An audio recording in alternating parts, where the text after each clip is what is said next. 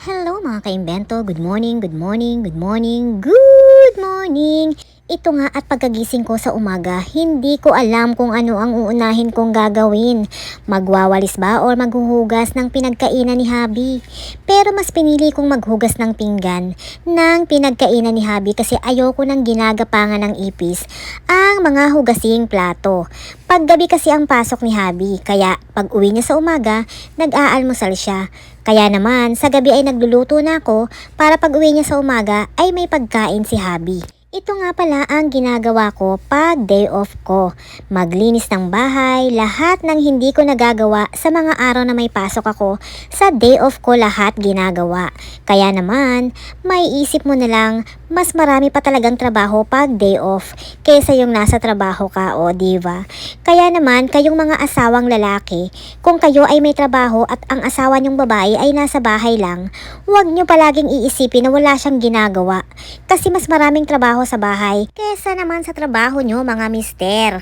At ang trabaho sa bahay walang katapusan kahit pa ulit-ulit lang naman. Kalilinis mo lang, maya-maya ay marumi na ulit. At pagkatapos maghugas at magwalis, banyo naman ang aking haharapin. Gusto ko kasi malinis palagi ang banyo, lalo na ang bowl. Nauupo kasi tayo dyan, kaya dapat palagi yang malinis, o diba? Kaya ayan, kuskus to the max ang lola nyo. Mga kaimbento, kagaya ko rin ba kayo na gusto ay malinis ang banyo? Yung iba kasi porket banyo lang, hinahayaan lang nila na marumi. At ang katwiran nila, malilinis din naman daw habang may naliligo, na talaga namang maling katwiran. Yan ay katwiran ng mga tamad maglinis ng banyo. At ang pinangbanlaw ko pala ay ang bidet para malakas ang pressure at mabanlawan mabuti at maalis ang dulas na galing sa sabon. Kasi kung gagamit pa ako ng tabo, matatagalan pa ako sa pagbabanlaw, o diba? At nilagyan ko din ng duck, buti na lang at may duck ang kasama ko dito sa flat. Pang sanitize yata itong duck. At yung nasa timba na may sabon, yan na din ang pinanglinis ko sa sahig ng banyo. At hindi pa ako nakontento, nilagyan ko pa ng shampoo ang sahig para lumambot at bumango ang tiles. Joke lang po mga kaimbento. At kailangan pati ang strainer ay lilinisin kasi dyan nakaimbak ang mga buhok na nalalaglag. Kaya pala konti na lang ang aming mga buhok, o diba? Napunta na sa strainer. Kaya naman kailangan mag-gloves kayo pag maglilinis ng banyo para hindi lahat ng bakterya ay mapunta sa inyong mga kamay. Diba ang daming trabaho, lalo na ang mga housewife na buong isang linggo at buong araw ay nasa bahay. Huwag ninyong mamaliitin ang mga housewife dahil hindi natatapos ang kanilang trabaho sa bahay. At lalo na kung madaming anak na halos pati ang sarili nila ay hindi na makapag-ayos, o diba? Pero tip lang din sa mga nanay na maraming anak at maraming trabaho sa bahay. Huwag din ninyong pababayaan ang inyong mga sarili. Kailangan, pagkatapos ng mga gawaing bahay, sarili nyo naman ang inyong pagkakaabalahan. Kailangan, bago dumating ang inyong asawa, ay nakaayos na kayo at mabango. Para naman, hindi maghanap si Habi ng iba, o diba? At pag palagi kayong mabango at maayos sa sarili, excited laging uuwi ang inyong asawa dahil meron siyang dadatnan na mabango at maayos na asawa kahit hindi naman kagandahan, o diba? Ako yata yan. Ayan, at lababo naman ang aking lilinisin. Syempre, ibang sponge naman ang aking gagamitin kasi diyan kami nagtututbrush. Hindi pwedeng yung sponge na ginamit sa bowl at sa sahig ng banyo, yun din ang inyong ikukuskus mo sa lababo. Mali yun. Kailangan magkaibang sponge. Ayan. At bidet na rin ang ginamit ko para mabanlawan ang lababo, diba? Mabilis pag bidet kaysa tabuin mo pa. At yung pinampunas ko sa mga salamin, yung towel na pupamunasan namin ang kamay, o diba? Nabubulol pa ang lola nyo. Papalitan na din naman kasi yun ng bago, kaya yan na ang ginamit kong pamunas. Sunod naman ay maglalampaso naman ako sa labas, kaya ayan, sinabon ko na din ang basahan na pang mop. Ayan, at nilampaso ko na pati ang sala kahit wala naman talaga kaming sala. Pati ang kusina, at ayun, sa lamesa nag-aantay pa ang mga labahin ko.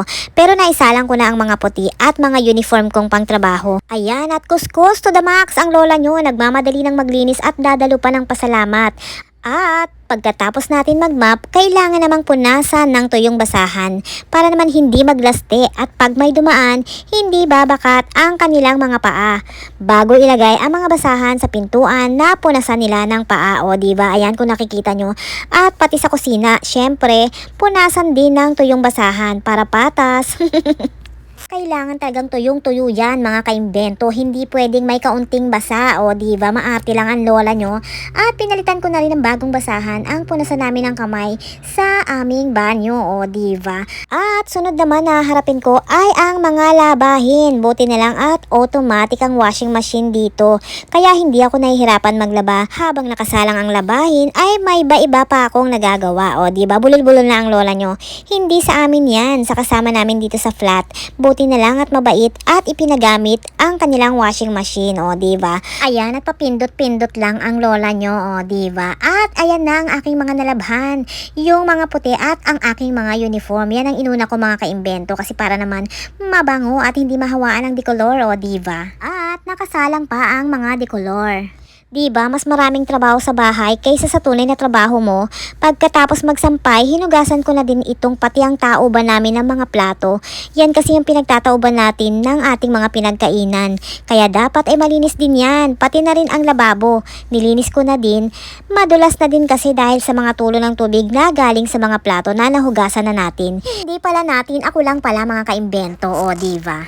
Kaya naman pag day off, sulitin pala na magawa lahat ng mga gawaing bahay. Masarap kasi sa pakiramdam pag malinis ang bahay. Pakiramdam mo ba ay napakarami mong pera pag malinis ang ating tahanan, o diba? Kaya kuskusin na lahat. At masaya rin si Habi pag nakita niyang malinis ang aming tahanan, o diba? Tsaka ang sarap-sarap sa pakiramdam talaga mga kaimbento. Kayo rin ba? Masarap din ba ang pakiramdam nyo pag malinis ang bahay nyo? Yung kwarto naman namin, kaya hindi ko na sinama sa video na ito dahil araw-araw ko siyang nililinis. Hindi pala araw-araw, umaga at gabi. Tapos isasampay naman natin ang mga decolor na natapos ng labhan. Ganyan kadami ang mga nalabhan ko mga kaimbento. Sa malaking hangiran, mga pantalo naman ni Habi, kaya salamat sa Diyos, may washing machine na automatic at pagkatapos ay isasampay na lang. At pagkatapos ng mga gawaing bahay, eto at nagmamadali naman ang lola nyo papuntang lokal. Pasalamat naman mga kaimbento kasi everyday off lang ako nakakapunta ng lokal. Kailangan wag tayong makakalimot magpasalamat sa Diyos sa lahat ng pag-iingat at mga blessings na ating natatanggap na alam naman natin na galing kay God, o diba? Nagdala nga ako ng payong dahil sobrang init pa din dito kung saang bansa kami naroroon. At nagdala na din ako ng pangmerienda ng mga kapatid na dadalo din ngayon.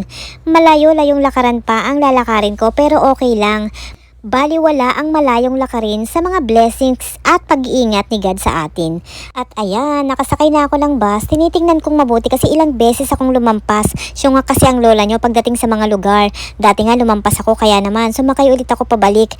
At pagbaba ng bus, lalakarin ko naman papuntang lokal kung saan ako dadalo ng pasalamat. Yung tulay na yun, aakyatin ko yan mga kaimbento. Kaya magandang exercise na rin ito. Kasi sa trabaho ko, palagi kami nakaupo. Kaya naman, mas gusto ko ang mag-bus kaysa mag-taxi kasi nakakapag-exercise ako kahit papaano. Ayan, at inaakit ko na ang hagdan. Ang lalaki ng mga baitang ng mga hagdan nila dito. At ang hahaba ng mga skywalk. Skywalk po bang tawag dyan? Diba ang haba ng skywalk dito, lalakarin mo hanggang dulo. At ito naman ang hagdan pababa, same lang ng mga baitang ng paakyat. Malalapad din ang mga baitang at dun sa baba namang maraming halaman, lalakad ulit tayo ng medyo malayo. Hanggang dun sa dulo lalakarin natin at pagdating sa dulo, kakana naman at maglalakad ulit ng malayo. Ang sarap sa pakiramdam na nakakapaglakad at nakakapag-exercise. Feeling ko, nare-recharge ako at nadadagdagan ng aking lakas. Kaya kayo mga kaimbento, pag may pagkakataon, mag-exercise din kayo kahit simpleng paglalakad lang para gumanda ang daloy ng ating dugo sa katawan. Hindi yung puro kain at tulog na lang ang parati nating ginagawa. Huwag nating katamaran ang pag-ehersisyo dahil sa pag-exercise, malaking benepisyo ang nakukuha ng ating katawan. Ayan, at nandito na ako sa lokal. Salamat sa Diyos sa pag-iingat. Makikinig po muna tayo mga kaimbento ng mga salita ng Diyos dahil ito ang tunay na pagkain natin na nakapagpapalakas ng ating pananampalataya. At pagtapos naman dumalo, ito namang pagplancha naman ng mga uniform para gamitin sa pagpasok ko sa trabaho. Hindi ko alam kung bakit pag nagpaplantsa ako ay hindi nauunat kahit diinan ko ng husto. Kaya minsan inuulit ni Habi ang pagpaplantsa ko. Wala talaga akong talent sa pagpaplantsa at pagtutupi ng mga damit at paglalaba. Tingnan nyo, nakailang baligtad na ako ng pantalon na pinaplantsa ko. Gusot pa din. Kaya naman mas gusto ko magluto na lang. Mas nadadalian kasi ako sa pagluluto kaysa magplantsa at magtiklop at maglaba ng mga damit. Kaya sa bahay, paborito kong lugar ay ang kusina. Dahil ang bet ko talaga ay ang magluto. Hindi ako napapagod kahit maghapon akong paglutuin. Kaya nga ng birthday ko, ang dami kong niluto. Ayaw maniwala ng mga bisita ko na ako lahat ang nagluto. Kasi nga naman, paano ko daw nagawang lutuin lahat gayong may trabaho din naman ako. Sabi ko, yung mga hindi madaling masira, gabi pa lang ay ginagawa ko na. Kagaya ng jelly cake, salad. Ang sarap kasing magluto mga kaimbento. Bakit kaya ganun? Pag gusto mo ang ginagawa mo, hindi ka nakakaramdam ng pagod. Kaya naman, sa bahay namin is favorite ko talaga ang kusina, o diba? Yan nga pala ang mga naplantsa ko na uniform at syempre, nagluto din ako ng ulam. Kakain muna kami ni Habi bago siya pumasok sa work. Panggabi kasi siya para hindi siya magutom sa trabaho kasi magdamag siyang gising at magtatrabaho. Kailangan busog para makapagtrabaho siya ng maayos. Ako naman ito, chill lang, kakain na din. Ang sarap ng pagkakaluto ko dyan mga kaimbento. Kaya naman, ayan, kumuha na ng konting kanin ng lola nyo at konting ulam lang. Kasi paggabi, konti na lang ang aking kinakain. Kadalasan, hindi na talaga ako kumakain sa gabi kasi naman, ang hirap magpapayat. Sinabayan ko lang si Habi ngayon para naman may kasama siyang kumain. At syempre, pag nagkakaedad na mga kaimbento, bawas-bawas na sa kanin.